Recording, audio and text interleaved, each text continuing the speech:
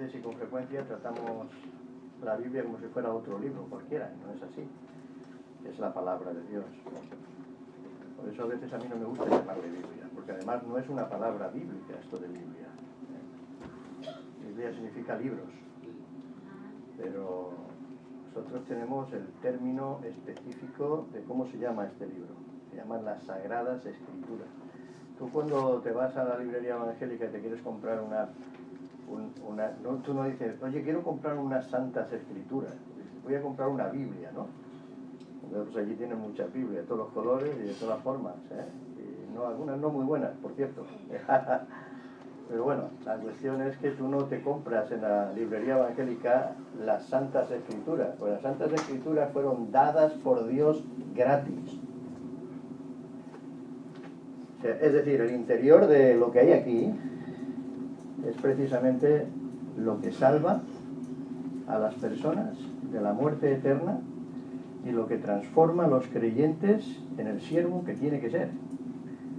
Y eso no lo compras tú con nada, eso no lo compras con dinero, ¿eh? Tú compras tapa, edición, tinta, en fin, y además que tiene copyright, ¿sabes? Tiene derechos de autor no, pero derechos de editor, ¿no? Entonces, pues esta, por ejemplo, es de las Sociedades Bíblicas Unidas. A lo mejor tú tienes una que es de la Trinitaria, o yo qué sé, ¿no? Y ellos cobran por esa edición, ¿sabes? Cuando el Señor no ha cobrado nunca nada por dar su palabra, que es lo que verdaderamente tiene valor aquí, ¿sabes? Bueno, en todo caso, las Sagradas Escrituras, siempre con respeto, siempre con reverencia y siempre con mucho oído para prestar atención a lo que Dios quiere que escuchemos de su palabra, porque eso es lo importante, ¿eh? Bueno, pues el yugo, ¿os habéis sacado la foto ya? Yo sí me la voy a sacar. Ayer me olvidé, pero sí que me la voy a sacar. El yugo. Dice, ¿pero tú no lo tienes ya? No, de verdad que no tengo ninguna foto con el yugo. Me voy a hacer una, ¿eh? Si alguno de vosotros que vinisteis ayer,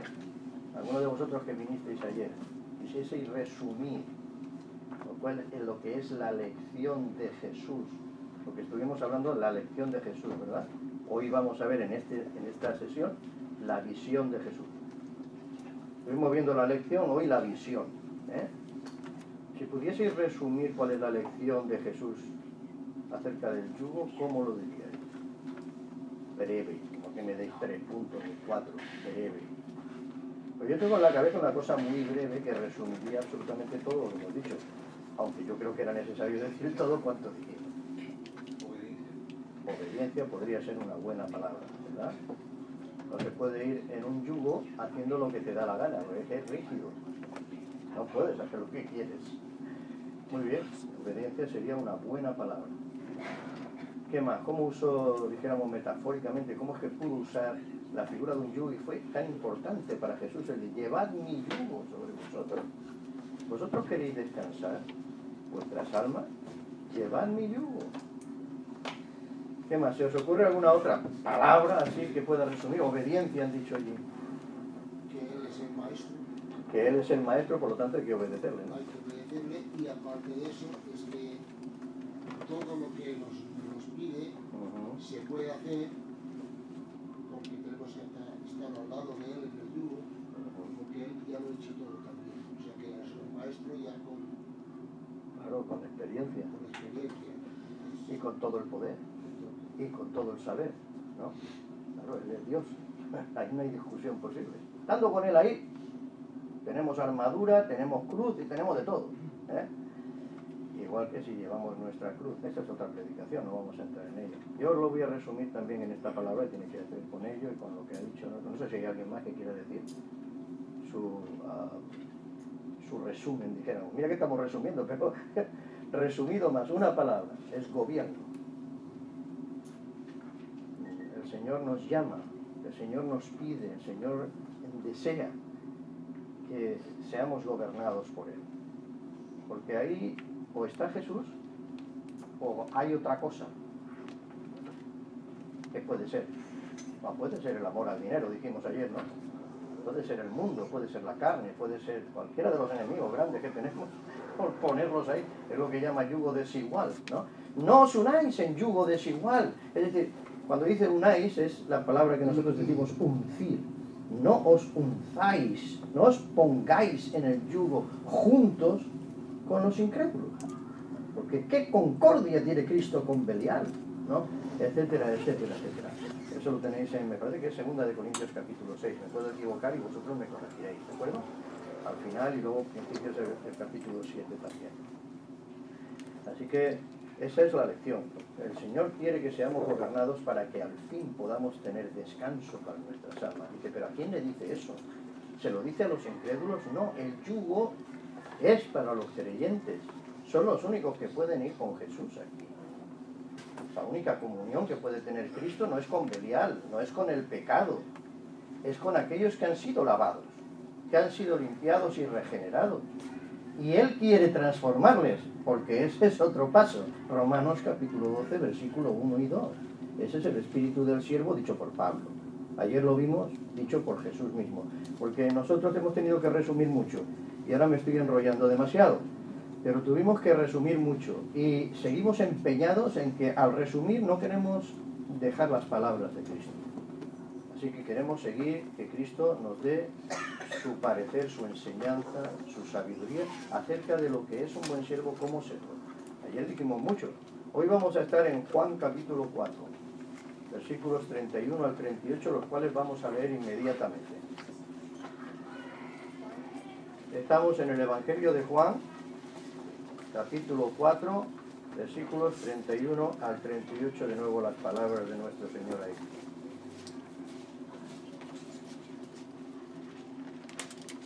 Juan capítulo 4, versículos 31 al 38.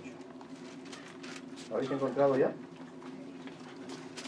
Muy bien, pues ¿qué dice ahí la escritura? Dice, entre tanto los discípulos le rogaban diciendo, Rabí, come. O no sé si te has encontrado alguna persona que está tan ocupada en cosas que no se acuerda de comer. Yo cada vez veo menos, Ese es el caso, especialmente en mi oficio. Normalmente lo que vemos es al revés, es los que comen demasiado y trabajan poco. Es muy raro ver hoy una persona totalmente consumida por su faena, especialmente si no es autónomo, Si es autónomo ya no te digo nada. Pero una persona asalariada, yo no sé si hay alguno aquí, no quiero ofender a nadie, un funcionario, pues cada vez es más difícil ver a alguno que realmente está interesado en la faena que está haciendo, Más bien en el descanso. Bueno, vamos a hablar de todo eso. Y entonces pues dice aquí que los discípulos estaban bien preocupados ahí por el Señor porque no comía. Bueno, no comía, a ver, eso no lo sabemos, pero aquí dice, Rabí, come. ¿Usted cree que una persona le puede decir a Jesús eso? Yo se lo diría.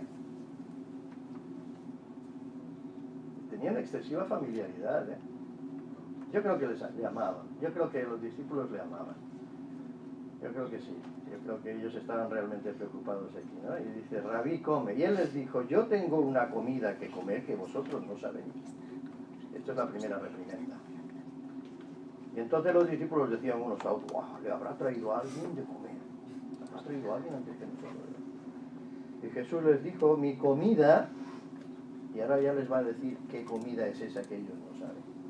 Esto es una buena lección para nosotros, pero estamos viendo la visión de Jesús de las cosas, Mi comida es que haga la voluntad del que me envió y que acabe su obra. No decir vosotros aún faltan 4 meses para que llegue la siega, es decir, faltaban 4 meses realmente, es lo que decía el Señor. Vosotros estáis diciendo, faltan 4 meses para que llegue la siega. En eso sí que los discípulos tenían una visión tremenda, ¿sí? Algunos de ellos tendrían campos, otros eran pescadores, pero algunos tendrían campos. Vosotros decís que dentro de 4 meses viene la siega, y es verdad, ¿verdad? Además, si te pasas el día de la siega y te pasas una semana, se acabó. No puedes, ya no lo recojas, ya se ha espigado, no sirve para nada. Que vosotros decís, faltan 4 meses, 4 meses. No estás diciendo 4 años ni 4 siglos. Faltan 4 meses para que llegue la siega. Pero he aquí os digo, alzad vuestros ojos, al menos un poquito más arriba, y mirad los campos, porque ya están blancos para la siega. Desde luego el Señor no estaba hablando aquí de los campos de los discípulos, ni los campos de otros por allí. Estaba hablando de otros campos. Es una visión completamente diferente. Estamos hablando de la visión de Jesús. Es una visión completamente diferente de la que tenían sobre la comida, sobre los campos. Y el Señor, en cierta manera, pues lo vamos a ver ahora, estaba como reprimiendo, ahí, dándoles una reprensión, ¿no? Y entonces dice, alzad vuestros ojos, mirad los campos, ya están blancos para la siega. Es decir, ya están listos, ¿no? Y el que siega recibe salario y recoge fruto para vida eterna, para que el que siembra goce juntamente con el que siega, porque en esto es verdadero el dicho, uno es el que siembra y otro es el que siega, y esto pasa en la iglesia también. Cada uno tiene su función, y los campos siguen blancos, y los campos hay que segarlos, y hay que prepararlos, y hay que ponerlos en el, como dice él, en el alfolí, hay que ponerlos ahí, y cada uno tiene su función. Cada uno de los que están aquí presentes, que son salvos, miembros de la iglesia en Tarragona, no en Torredembarra, también en Torredembarra, supongo que nuestros hermanitos queridos allí también tienen cada uno su función. Cada iglesia local tiene que ser una miniatura perfecta de lo que el Señor concibe como iglesia. Entonces nosotros tenemos que ser un cuerpo, el cuerpo de Cristo, que tiene muchos miembros. Cada miembro tiene su propia función. Y para eso el Espíritu Santo mora en nosotros, y nos da los dones necesarios para servir. Lo que no podemos hacer es negarlo. Estamos aquí para aprender de Jesús, para servirle con Él. Entonces aquí, vale, pues en esto es verdadero el dicho. Yo no lo voy a negar. Mira que negó dichos el Señor, diciendo, oye, habéis oído que se dijo esto, ¿verdad? Pues yo digo otra cosa. Pero en este no, este es verdad. Dice, uno es el que siembra y otro es el que siega. La cuestión es que lo dice porque es que ahora llegaba el tiempo de la siega. Yo os he enviado a segar lo que vosotros no labrasteis. Otros labraron y vosotros habéis entrado en sus labores. Hasta aquí las palabras del Señor. Y en ella nos vamos a centrar un poquito en la visión que tiene Cristo, ¿no? Que debemos de aprenderla, que no podemos fallar, porque es en la visión de Cristo que debemos de servir al Señor. Sin esa visión, lo que vamos a hacer es con los discípulos, preocupados por la comida, preocupados por la siega del campo y olvidando todo lo demás, lo más importante. Bueno, vamos a desmigar un poquito este pasaje para que Jesús continúe enseñándonos cómo servir con Él. Y no nos olvidemos de este. No nos olvidemos del yugo de Jesús, de su deseo amante de gobernar nuestras vidas mientras servimos con Él. O no será el servicio ni ligero ni fácil si no viene Él con nosotros, Más bien será una carga insufrible, indeseable, imposible de llevar, como la del yugo de Simón. O está Cristo en el yugo, o no podremos servir en absoluto. Y el yugo pues significa que también tengamos ese corazón de siervo que estuvimos viendo ayer.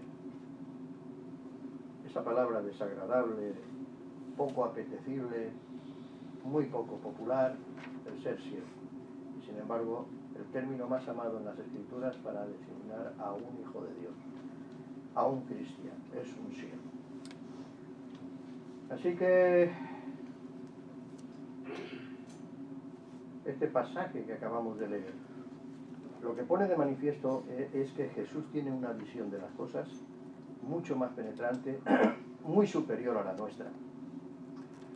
Y nosotros y aquellos discípulos con los cuales estaba hablando el Señor, somos hombres pecadores, lo que no era Jesús.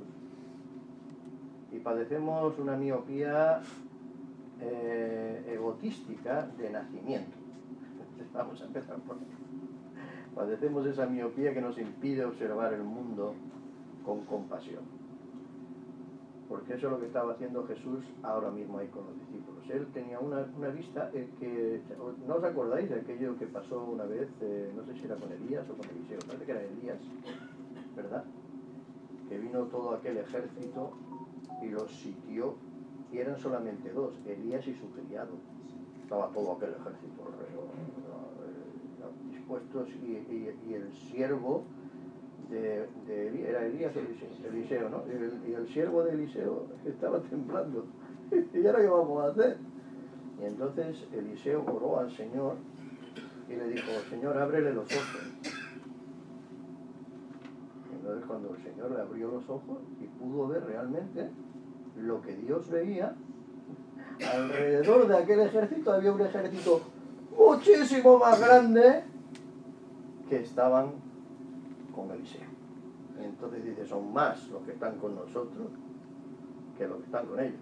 Es exactamente lo que dijo Jesús a sus discípulos, ¿no? Pues tenemos a Jesús, ¿no? No necesitamos más, pero necesitamos una visión. Necesitamos ver las cosas como son. No podemos estar con esta visión. Y es que nacemos con una visión completamente miope. No podemos mirar más allá de nuestra nariz. Todo lo que es importante es de nariz para adentro. Para nosotros. Pero para Jesús no. Y entonces esto es lo que nos está enseñando. Cómo ver como ve Jesús, ¿no? Y entonces pues él tiene una vista de compasión. Es lo que él está tratando de enseñar aquí. Alguien ha dicho que la sabiduría, la verdadera sabiduría, la sana sabiduría, consiste en ver las cosas como Dios las ve. Pero claro, para eso tienes que tener muy cerquita esto. Que esté muy cerquita la palabra de Dios, ¿no? Porque hay quien pone su opinión como si fuera la palabra de Dios. Eso no es la palabra de Dios. La palabra de Dios está escrita. Al menos lo que Él ha querido revelarnos está aquí. No necesitamos nada más. Especialmente para servirle a Él, ¿no? Nuestra opinión no vale, lo que vale es ella. Y no hay necesidad más urgente que leer y volver a leer y estudiar y volver a estudiar, meditar y volver a meditar, y si es posible memorizar algunos de los textos de aquí de la Escritura. Tener la palabra de Dios en el corazón. Esa es la necesidad más urgente de la Iglesia en el siglo XXI. Pero esa no era también la necesidad más urgente en cualquier siglo, sí, claro. Por eso lo es también en el siglo XXI. Normalmente nos vamos tras nuestra opinión. Ya dice el libro de Proverbios que la propia opinión es necedad. Así que es necesario que reguemos nuestro cerebro, nuestro corazón con este libro. Pero bueno, ya hablaremos de todo esto, pero es eso por lo que necesitamos ir con Jesús al servicio y unirnos con Él en el yugo, porque Él ve la necesidad, porque Él puede dar vida a los muertos, porque Él puede dar luz al que anda en tinieblas, consuelo a los que andan cansados y trabajados, ánimo y propósito a los desahuciados, a los desesperados, a los deprimidos. Sí, Señor, Jesús les puede dar a todos esos lo que necesitan. Él tiene esa visión, Él quiere hacer eso. Él está en el yugo para hacerlo. Así que qué privilegio servir con Jesús. Él puede. Nosotros puede que no. Nosotros desde luego no. ¿Vale? A veces me desespera el hablar con personas, hablar y hablar y hablar y hablar y citar y no poder convencerles. Saber que la ira de Dios está sobre ellos y que no hay manera de que entiendan la misericordia y el amor de Dios. Me desespera. Pero Dios puede. El Señor puede. Debemos confiar en Él. Así que por eso debemos estar con Él en ese yugo. Y qué gran ventaja es servir con Jesús. Y qué gozo es uncirnos con Él en el yugo de Jesús. Gozo hay, sí, en servir a Cristo. Cuánto más gozo es servir con Cristo. Y en estas conocidas palabras de Jesús, lo que quiero decir es que no estamos solos, es lo que quiero decir. O lo que quiero decir es que no debemos de estar solos. ¿Sí? Tenemos, yo no sé, supongo que hay muchos aquí que están en edad laboral. Tenemos compañeros y compañeras de trabajo. No estamos solos. Ponte en el yugo con Jesús. Seguro Él te dará la oportunidad y seguro que Él querrá que tú hables a esa persona, que tú des un buen testimonio delante de esa persona. Es posible que te cause eso cierta vergüenza. Vergüenza porque no toleran el nombre de Jesús. No se tolera. Aquí en la iglesia estamos muy a gusto porque el nombre de Jesús, ese es el verdadero, ese es el importante, el que recibe gloria por aquellos que son sus hijos. Pero cuando estás fuera de aquí, ahí es donde hay que llevar el yugo. Aquí también, ¿eh? Aquí también. Ya lo dijimos ayer, no lo vamos a repetir. Pero cuando estás fuera, ¿cuánto más necesitas a Jesús? ¿Estás solo? No. Estás con Jesús. Servir con Jesús. Sirviendo a Jesús, pero Él sirve con nosotros. Él quiere. Porque Él desea. Desea la salvación de tu compañero, de tu compañera de trabajo, de tu vecino, de tu vecina, de tu familiar querido, que no hay manera, que no hay manera. Que no hay manera de que se convierta. Pero Jesús quiere. Por lo tanto, sigamos labrando con Jesús. Sigamos tirando del carro con Jesús en ese equipo.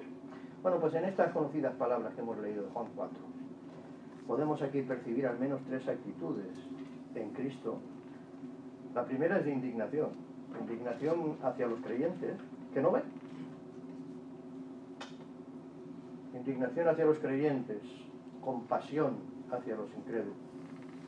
Y la presión de la urgencia hacia ambos. Hay una urgencia, los campos ya están mal. ¿Qué esperáis? ¿A qué estamos esperando? Los campos estuvieron blancos hace 2000 años. ¿Cómo estarán ahora? Los campos. Los campos están muy malos. Eso sí que es verdad. Están muy malos los campos. Cada vez hay más ateos, cada vez hay más agnósticos, cada vez hay más que no creen nada, cada vez hay más indiferentes, cada vez hay más que se quitan la vida. Porque no hay nada más que buscar. Contra más ateos hay, más suicidas hay. No hay esperanza. No hay solución. No hay futuro, no hay esperanza. El cambio climático. Y otras cosas. Las muchas guerras que tenemos ahora. Peligrosas guerras. Nuestros hermanos y hermanas en Israel. Parece que no hay futuro, parece que no hay nada más. Pero no es así. Hay una gran esperanza. Vamos a hablar de ella después.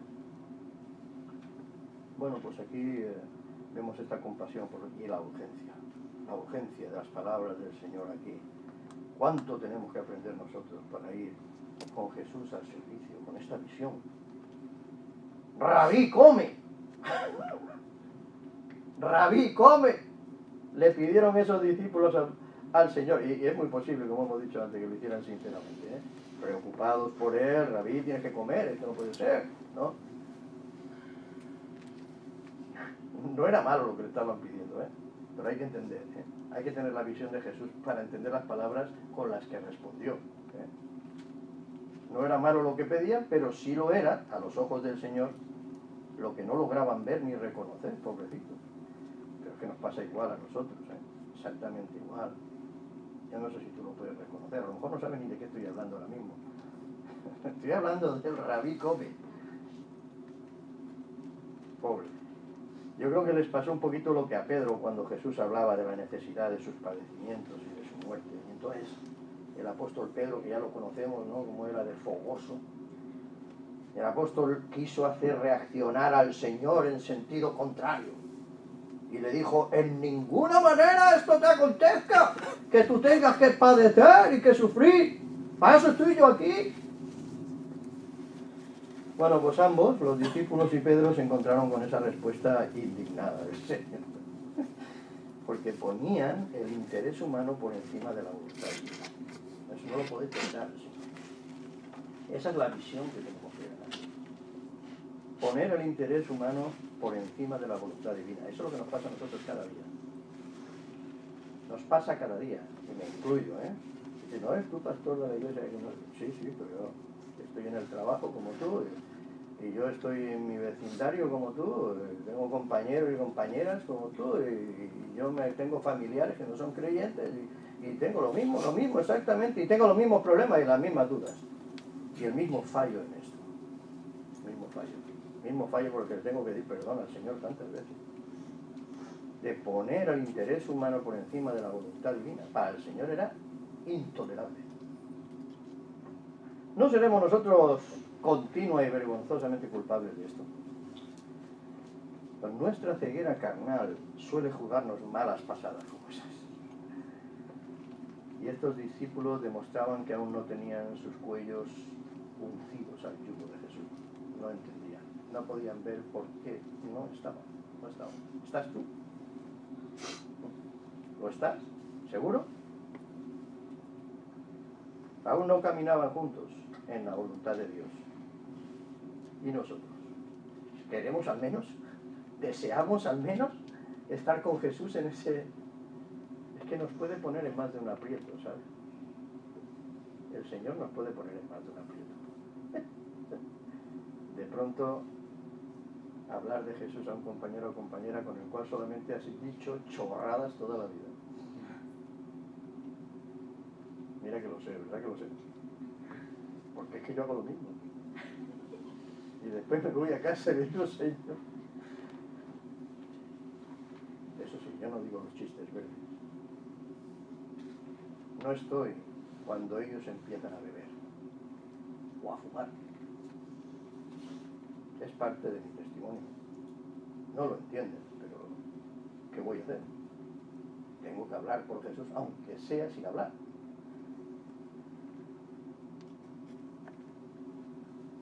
Así que estos discípulos demostraban aquí que no tenían sus cuellos.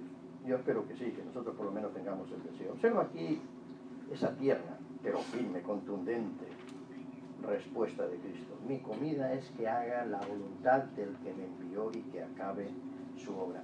¿Tú crees, en este contexto que estamos aquí, en este petit comité, que le llaman, ¿no? De los discípulos, el Señor hablando estas palabras, que Él decía eso por sí mismo solo? O sea, es decir, es mi comida, solamente la mía, ¿eh? Esto es mi labor, esto es mi cosa, ¿eh? Esto es mi labor, es que haga la voluntad del que me envió y que acabe su obra. Lo que sí te puedo decir es que era verdad, que Él lo creía a ciencia cierta. Nuestro Señor practicó exactamente lo que está diciendo aquí. Ya dijimos ayer, todavía está por nacer la persona que me diga a mí si hay algo que Cristo dijo o mandó a cualquiera de sus discípulos y con ellos a nosotros, que Él no haya hecho antes. Y esto lo hizo. Pero mi pregunta es, ¿de verdad está diciéndolo solamente por Él? ¿O está tratando de enseñarles algo a los discípulos? Sí, está tratando de enseñar a los discípulos visión. Tenéis que tener otra visión de las cosas.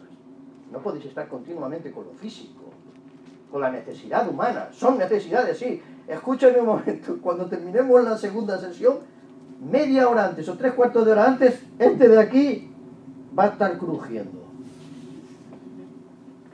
Una necesidad. Tenemos que comer. El Señor nos ha hecho así. Somos como máquinas, tú. Hay que meter... Bueno, y aquí lo hacéis muy bien, por eso, ¿eh? Ya tuve una experiencia ayer. Madre mía. Hay otra comida que vosotros no sabéis. Y se lo ha dicho, ¿eh? Mi comida es que haga la voluntad del que me envió y que acabe su obra. ¿Qué puede haber más importante? Digo yo, ¿eh? Entrando otra vez en la temática esta que hemos entrado, ¿qué puede haber más importante para un empleado en nómina que hacer la tarea que se le ha encomendado? ¿Qué puede haber más importante? ¿Tomar café es más importante? ¿Fumar es más importante que hacer la faena? ¿Almorzar es más importante que hacer la faena? ¡Quieto ahí! Almorzar hay que almorzar, ¿eh? Sin almorzar no se trabaja. ¿Cuántos de vosotros habéis escuchado eso en vuestro trabajo? Levantad la mano. ¿Alguien ha escuchado eso? ¿O soy el único? Sin almorzar no se trabaja. Bueno, quizás tengan razón, yo qué sé, porque no desayunan en su casa. Yo me levanto tempranito, ¿eh? Y me da tiempo de tomarme mi buen desayuno. Es decir, ir comido al trabajo, ¿vale? Por si acaso, ¿eh? La faena me lo impide. ¿Eh? Esta es la visión de un creyente sobre la faena. ¿Sí? Bueno, a ver, ¿qué es más importante que hacer la tarea que a uno se le ha encomendado? Ya hemos dicho que tomar café posiblemente no lo es, ¿no? Fumar desde luego que no. Almorzar, bueno, no, tampoco. ¿Charlar?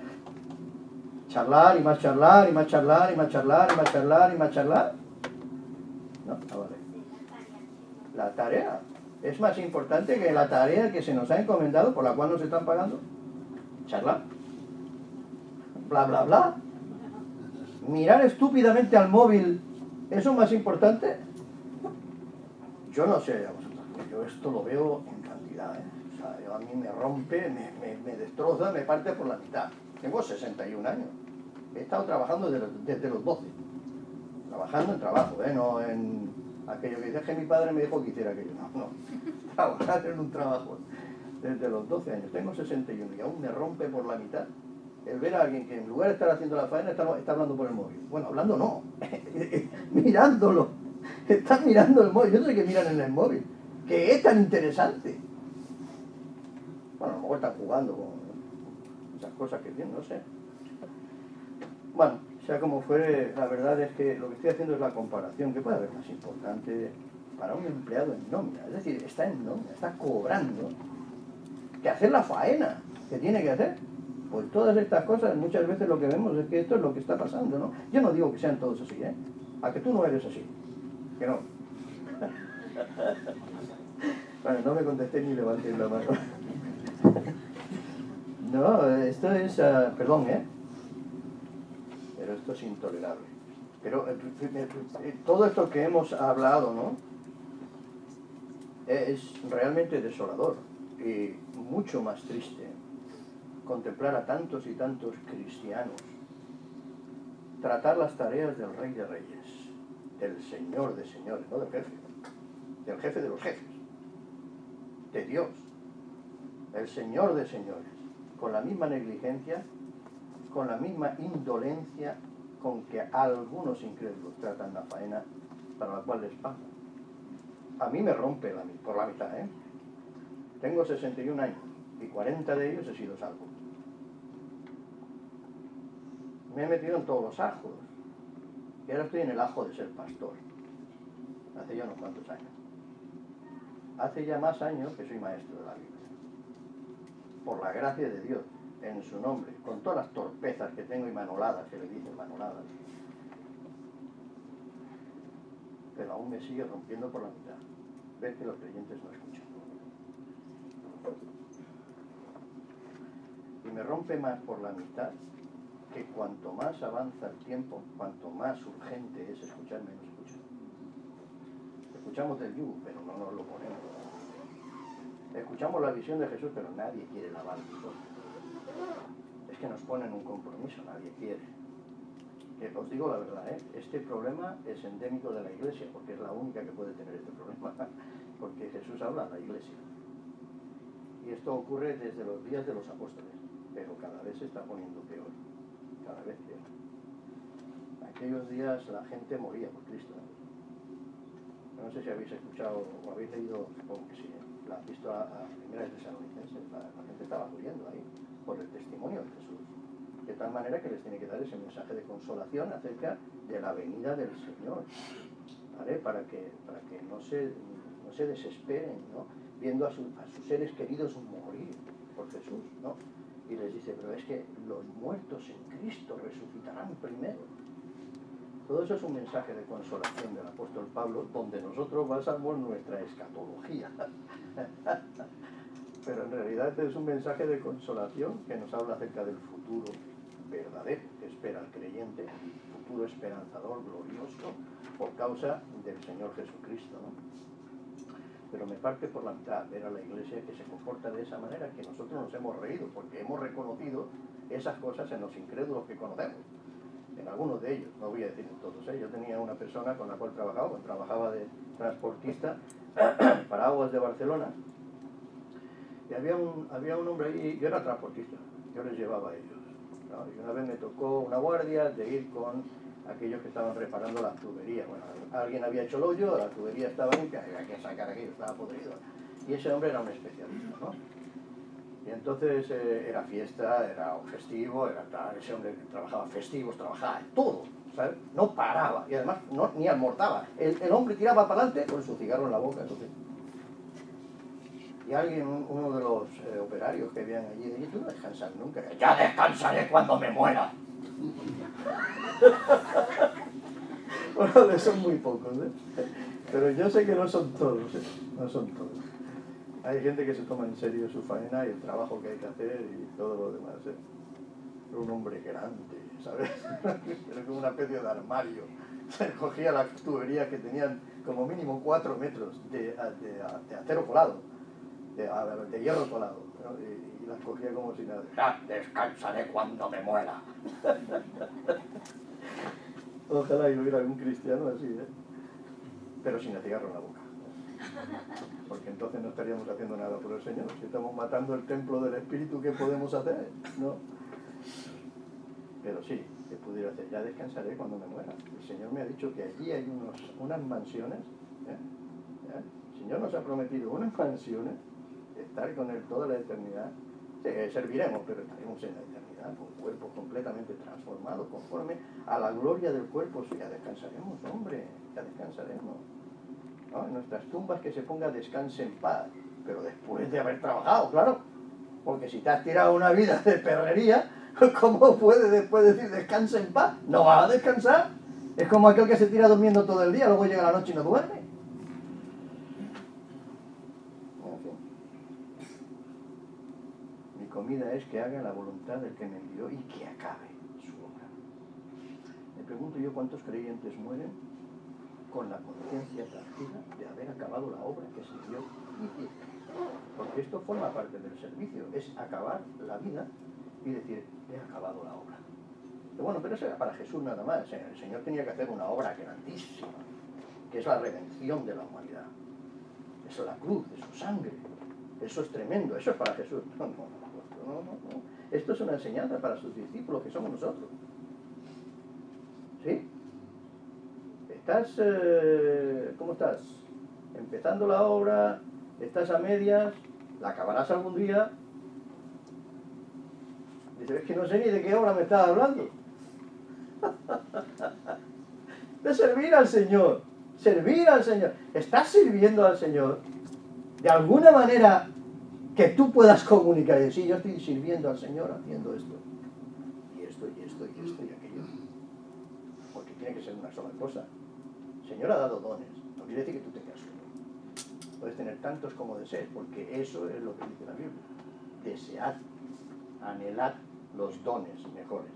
Es decir, el equipamiento mejor para servir al Señor. Bueno. Pero es realmente desolador ver que se toma la faena del Señor de señores con esta indolencia, esta negligencia.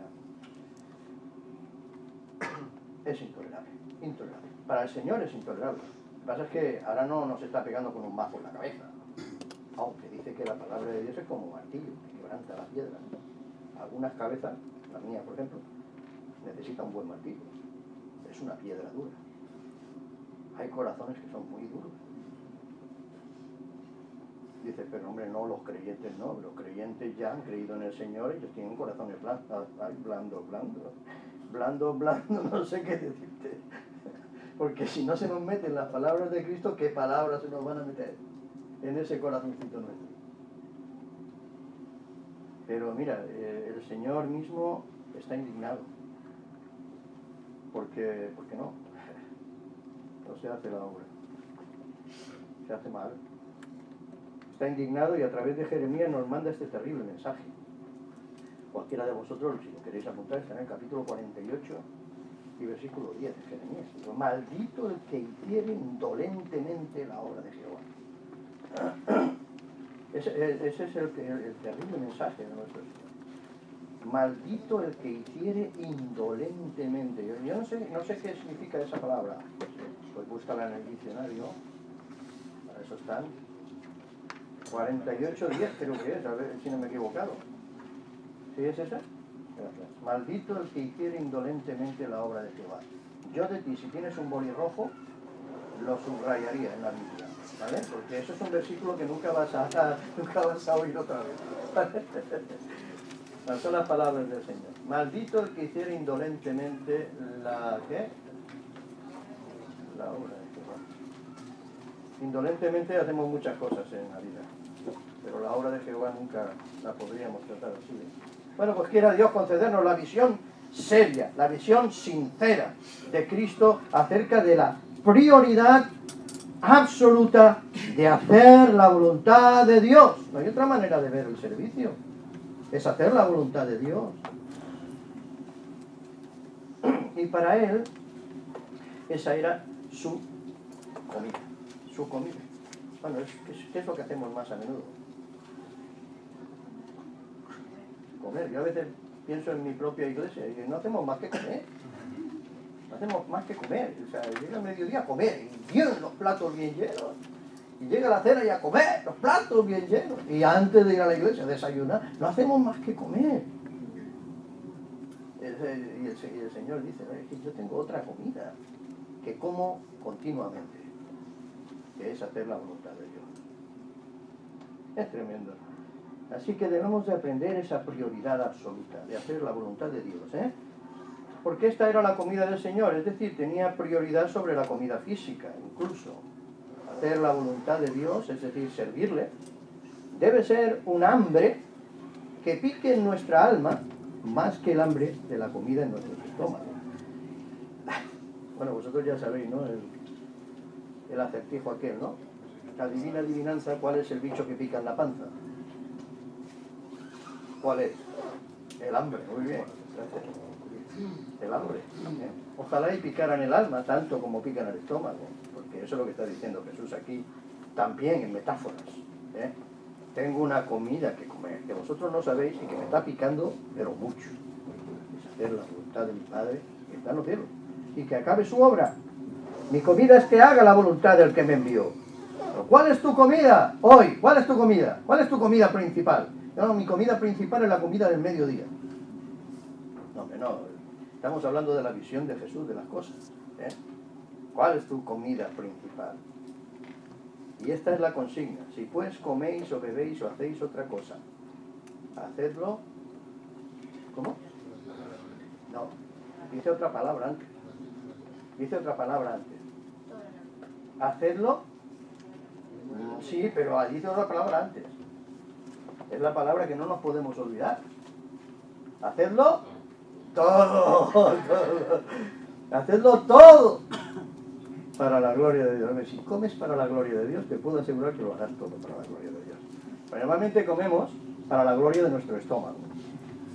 Porque nuestro estómago tiene una gloria que sabe cantar, sabe hablar. Y empieza a rugir cuando... Como león rugiente. Bueno, quizás no tan mal, ¿eh?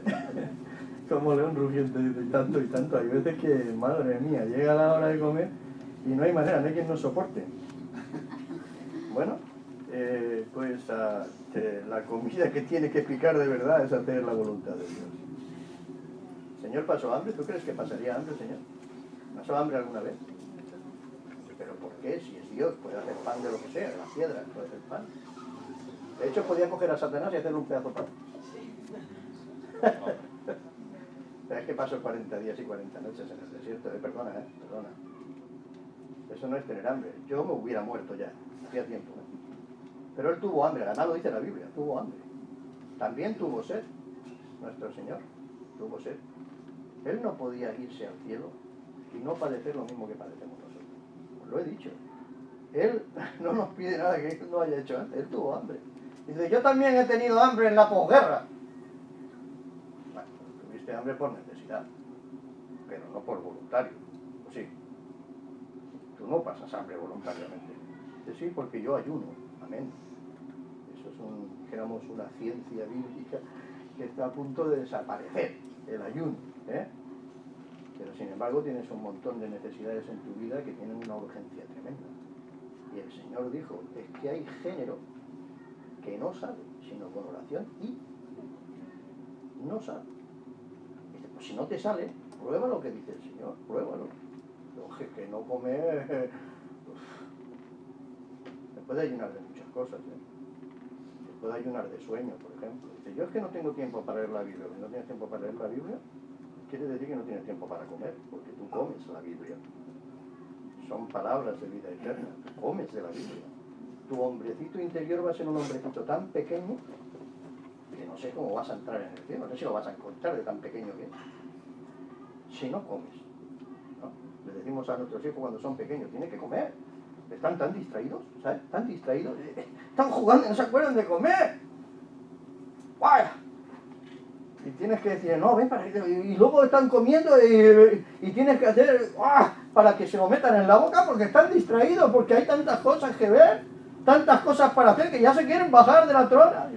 Venga a comer. O sea, que los cristianos somos iguales. No veas tú para comer, no que tengo que irme al trabajo, no que tengo que hacer esta cosa, no que tengo que ir a la música, no que tengo que ir a hacer la otra cosa, se pasa el día y no hemos comido.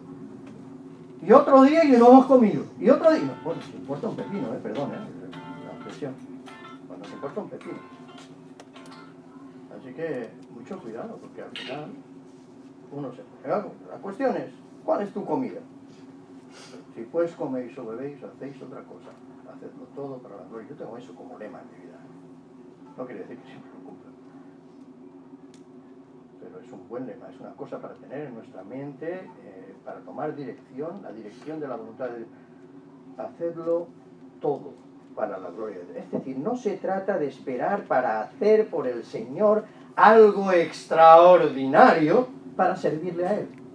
No se trata de esperar. El servicio no puede esperar, hay que hacerse. El Señor dice, los campos están blancos ya. Por otra razón, ¿no? No se trata de esperar para hacer algo extraordinario, sino que todo lo ordinario de nuestra vida lo hagamos conscientes de que en verdad es la voluntad de Dios. Porque hacemos tantas cosas, hacemos tantas y tantas cosas, decimos cosas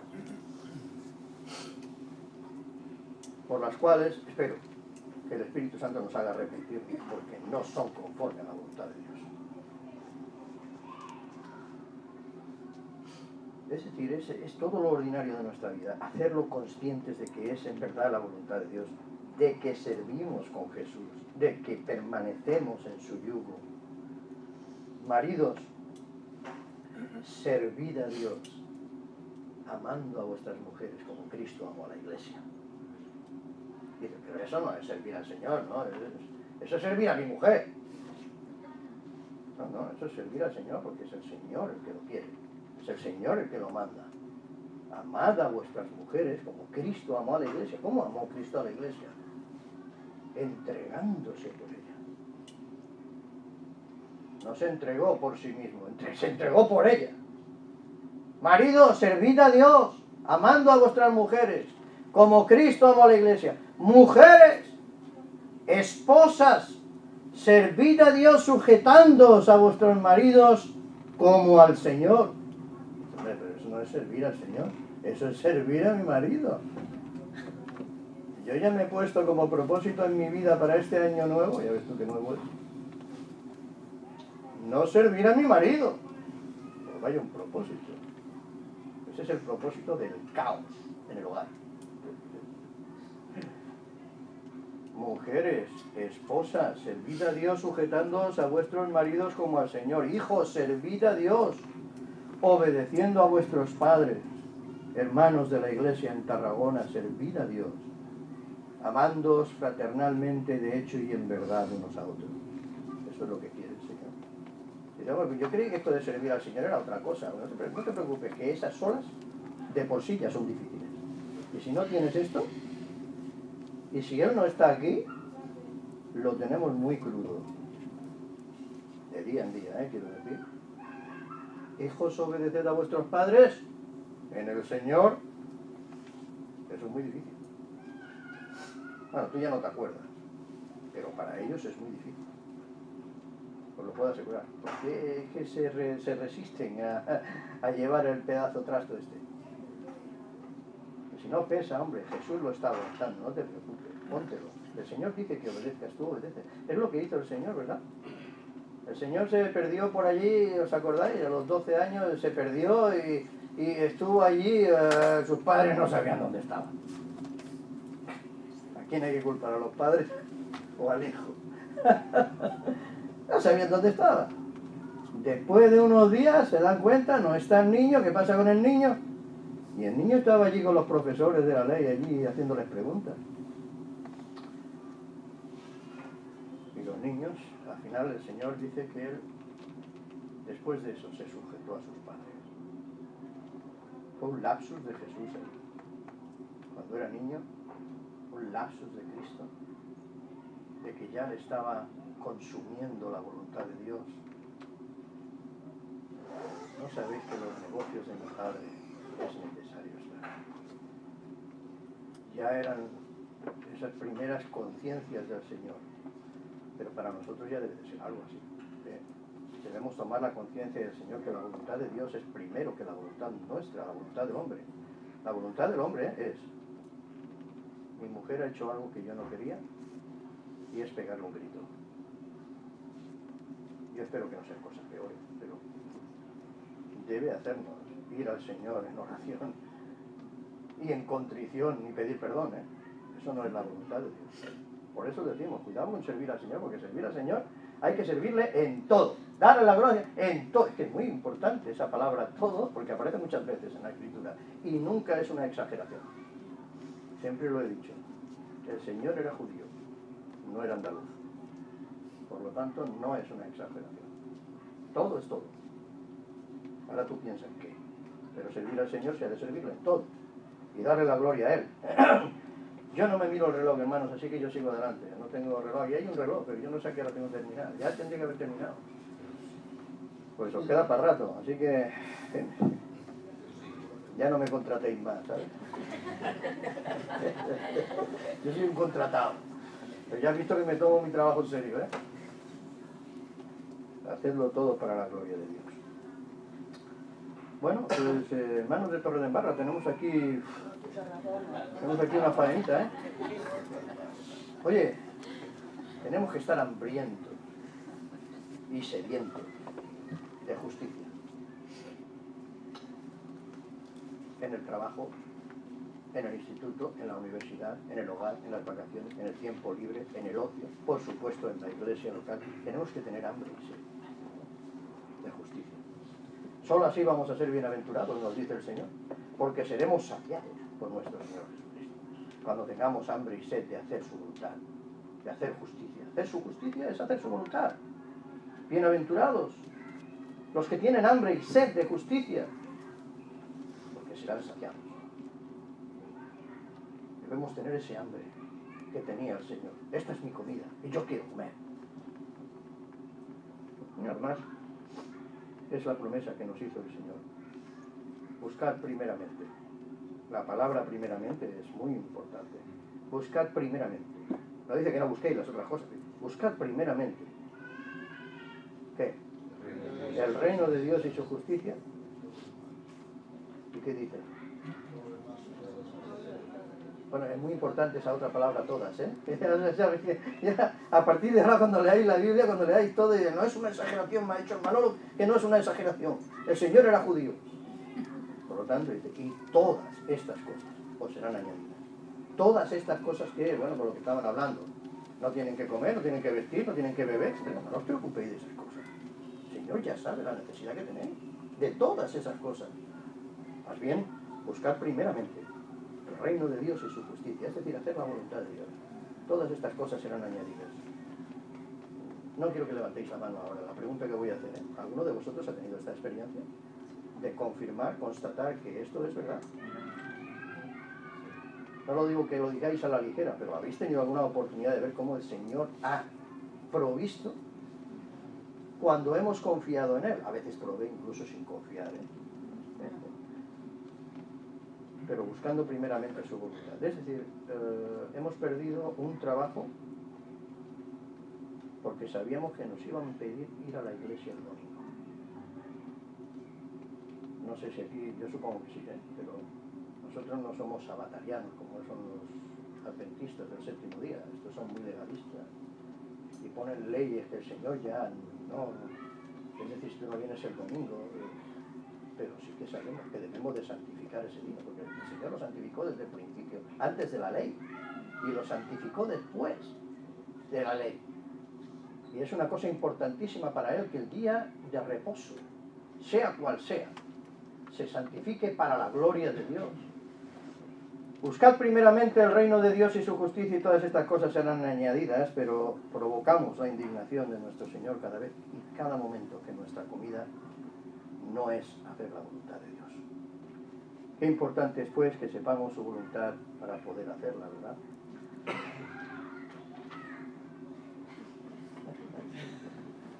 Es importante, y acabo enseguida.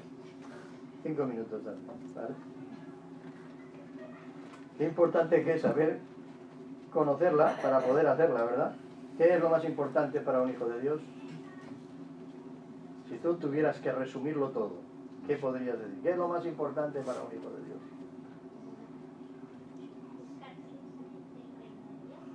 Todas esas cosas se deducen en una. En un cristiano la falta de reverencia a Dios es la ruta de llevar el Dios. Claro, claro, claro. Pero lo más importante para un hijo de Dios debe ser hacer la voluntad de Dios. Por lo tanto, para conocerla, ¿dónde hemos de ir? Si es lo más importante que debe ser nuestra propia comida, pues tenemos que ir ahí, ¿verdad? ¿Dónde? Pues podemos obtener la pura y aguda visión de Jesús. Hagamos caso a lo que el Espíritu dice a las iglesias. Unge tus ojos con colirio para que veas. ¿Para que yo vea qué? La prioridad de la palabra de Dios. Unge tus ojos con colirio. Ese colirio limpio y puro que corrige nuestra miopía carnal son las Santas Escrituras. Me niego a llamarle Biblia hoy. Hoy se llama las Santas Escrituras. Las cuales, dice, te pueden hacer sabios. Ellas solas nos pueden hacer sabios para la salvación por la fe que es en Cristo Jesús. Toda la Escritura es inspirada por Dios y por tanto es útil, sobrenaturalmente provechosa para enseñar, para redarguir, para corregir, para instruir en justicia, a fin de que el hombre de Dios, el siervo de Dios, sea perfecto, enteramente preparado, equipado, entrenado para toda buena obra. Y la única manera de tener la visión obediente y la visión compasiva de Jesús es lavando a menudo nuestros ojos con ese colirio salvífico. Lávate diariamente los ojos. Por el bien de tu casa, lávate. Por el bien de tus familiares, lávate. Por el bien de tus amigos inconversos, lávate. Lávate a menudo. Y por el bien de tu iglesia, lávate en el colirio de la palabra de Dios. Es el único que va a lavar y nos va a dar la visión de Cristo. Es que no hay otra cosa. Léela, estúdiala, medítala, memorízala. Alzad vuestros ojos entonces. Alzad vuestros ojos. Estamos demasiado ocupados, ensimismados, con nuestra vista distraída, puesta en el suelo, en nuestras propias necesidades mezquinas, y Jesús nos ha de ordenar alzar la vista para que podamos ver la necesidad real, la necesidad urgente de los que están a nuestro alrededor, no solamente la nuestra. La mucha y urgente necesidad de un mundo entero que camina hacia la perdición eterna. Esos son los campos blancos, están blancos ya. Y su iglesia contempla todo esto distraída, indolente, desganada, indiferente, sin prepararse, sin disponerse para la ardua labor con el yugo de Jesús y la visión compasiva de Él. Mirad los campos porque ya están blancos, están preparados, están listos para la siega. La siega, ¿qué es la siega? Están preparados para la siega. Bueno, la siega sabemos, está usándolo metafóricamente el Señor una vez más. Estas metáforas son preciosas porque a uno le hace pensar en lo físico, es decir, la siega, para saber a qué se está refiriendo. La siega es el juicio. Siempre lo ha sido. Y es urgente que veamos la urgencia de esto. Está el juicio, está pendiente. Dice que el que cree en el Hijo tiene la vida, pero el que no cree en el Hijo, la ira de Dios está sobre él. Está presente continuo. Si esa persona muere en ese momento, va a ese lugar de tormento que es la espera para el infierno, y no hay más. Es así de urgente, los campos ya están blancos. Si estaban blancos en los días de Cristo, imagínate ahora. Es urgente que veamos la urgencia y es urgente que veamos con compasión alrededor nuestro, con la visión de Jesús. Nuestro Señor sigue comprobando que la mies es mucha y que los obreros, los siervos, ¿qué dice? Son pocos. Nuestro Señor sigue comprobando eso. Y el tiempo es muy corto, porque los campos están blancos y los obreros no vienen. Yo no sé si lo decía con desespero o no el Señor. ¿Quién irá con Él a servirle? Uncidos con Él, en su yugo, a los blancos campos de la humanidad perdida. ¿Quién irá? Porque nuestro Señor sigue preguntando, como en tiempos de Isaías, esa misma pregunta: ¿a quién enviaré? ¿A quién enviaré? El mismo Señor hablando, ¿a quién enviaré? ¿A quién? ¿Quién irá por nosotros? Yo te digo una cosa, hay ciertas partes de ese campo blanco que el pastor no puede ir. Es que decir que hay ciertas partes de ese campo que nadie puede ir excepto tú. El Señor te ha puesto allí como segador o segadora. Y solamente tú tienes acceso a ciertos sectores de ese campo blanco. Y el Señor nos manda a todos, ¿A quién enviaré? ¿Quién irá por nosotros? ¿Quién? Bueno, pues que si ponemos nuestro cuello en el yugo y contestar como el profeta, heme aquí, envíame a mí. No hubo dudas en el profeta, pero solamente él contestó, no contestó nadie más. Así que no espero que toda esta congregación vaya a decirlo, aunque sí es mi oración. No espero que todos contestéis, quizás, ¿no? Pero que haya alguien que pueda decir, yo iré, yo iré. Hay ciertos sectores en el campo blanco que ve Cristo que nosotros no podemos ver porque tenemos esa miopía, que necesitamos el colirio para poder limpiar y ver con compasión el mundo. Hay ciertos sectores allá que todavía no están. ¿Sabéis que aquí en España hay una tierra muy negra, espiritualmente hablando? No porque sean unos energúmenos ni nada de eso, ¿sabes? Pero es una tierra muy oscura porque no hay testimonio. Tenemos una tierra como Teruel, por ejemplo, donde hay un pueblo allí, un pueblo duro, porque aquellas tierras son frías y calurosas en verano. Pero están perdidos, no hay iglesia. Hay una en Alcañiz que ya ha cerrado, que tenía 4 ancianitas y ya fuera. Y mala. Cuando me acerqué ya, el día que fui al culto, estaba una música rock a tope. Yo creí que entraba en una discoteca en lugar de entrar en una iglesia. Total, para tener 4 ancianitas. ¿Qué tenía que ver las ancianitas con aquellas? En fin, el Señor dice la mies es mucha. Ya os digo que aquí en España es mucha. No tenéis que iros al Tombuctú. De hecho es mucha en tu barrio. Lo es mucha. Y yo te digo una cosa, es mucha en tu familia. No hay campo misionero más difícil que la familia. No lo hay, no lo hay. Dice, no, es que se han ido a África, es igual. Pero tus familiares necesitarás un buen martillo. Un buen martillo, no hay otra cosa. Y aún y así, esperar en la misericordia de Dios. Padre, te damos muchas gracias.